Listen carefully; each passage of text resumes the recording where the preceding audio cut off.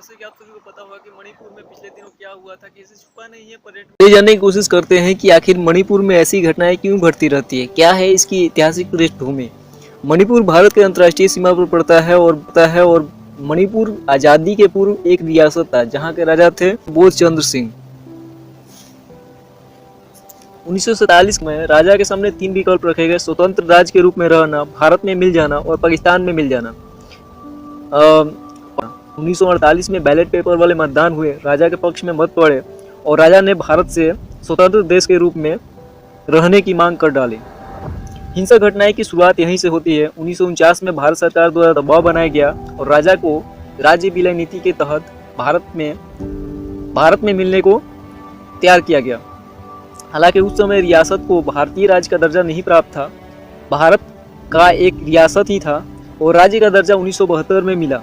यानी चलिए आते हैं अपनी कहानी पे। 1949 में भारत में मिलने को राजा तैयार तो हो गया, राज्य विलय नीति पर हस्ताक्षर भी कर दिए, लेकिन जो राजा के करीबी थे ये कहीं ना कहीं इसके खिलाफ थे और राजा के करीबियों का मानना था कि ये दबाव में,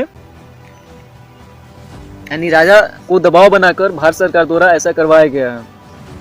और यहीं से लोगों ने अपने हिसाब से वहाँ के कानून व्यवस्था को चलाने के लिए कई संगठनें बनाई, जैसे कि पहली आपकी पीपुल लिबरेशन आर्मी, दूसरी थी आपकी पीपुल रेवोल्यूशनरी पार्टी ऑफ कांगी पाक, थर्ड थी आपकी कम्युनिस्ट पार्टी। अर्थ वैसे मणिपुर ही होता है और वहाँ अभी जो घटना हुई, 2 समुदायों के बीच जो घटना हुई वो अपने वर्चस्व को लेकर है।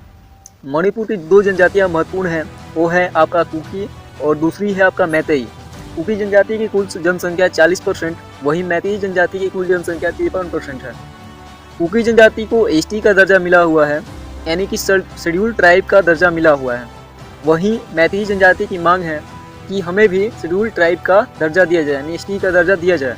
2012 में मैतेई समुदाय ने गवर्नमेंट ऑफ इंडिया को एक पोटीशन दिया और उसमें मांग की कि हमें भी एसटी का दर्जा दिया जाए, ताकि हम भी मैतेई समुदाय के लोगों की तरह वहाँ ज़मीन खरीद सके, वहाँ अपने धर्म का प्रचार प्रसार कर सके। एसटी समुदाय है वहीं केवल ज़मीन खरीद सकती है और पहाड़ों वाले क्षेत्रों में रह सकती है, जबकि जो मैतेई समुदाय है वहाँ पहाड़ों वाले क्षेत्रों में ज़मीन नहीं खरीद सकते और ना ही मतलब कि निवास कर सकते हैं। उनको केवल उनकी आबादी भले ही 53% है, लेकिन वे केवल मणिपुर के पूरे इलाके में केवल 10% हिस्से पर उनका निवास है।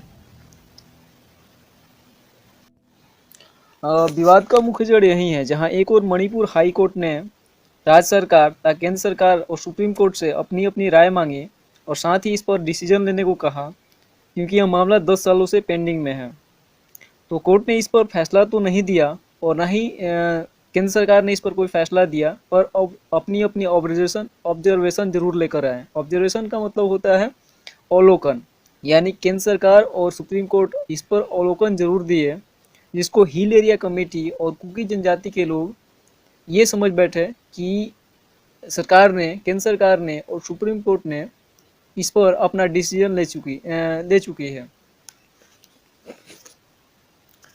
हिंसक घटना की शुरुआत 3 मई को होती है, जब ऑल ट्राइबल यूनियन यानी आदिवासी एकजुटता रैली का आयोजन किया जाता है। वहाँ की राजधानी यानी कि मणिपुर की राजधानी इम्फाल से 65 किलोमीटर दूर इस रैली का आयोजन किया जाता है।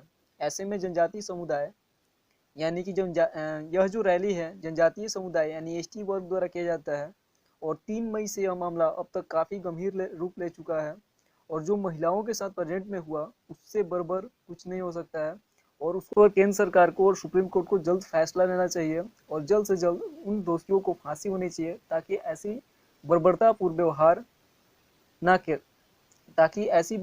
व्यवहार इन फ्यूचर ना हो। बाकी आपकी क्या राय है कमेंट करके जरूर बताएं। अगर आप फेसबुक पे देख रहे हैं तो हमारे पेज को फॉलो करें, अगर यूट्यूब पे देख रहे हैं तो हमारे चैनल को सब्सक्राइब करें। तब तक के लिए जय हिंद, वंदे मातरम।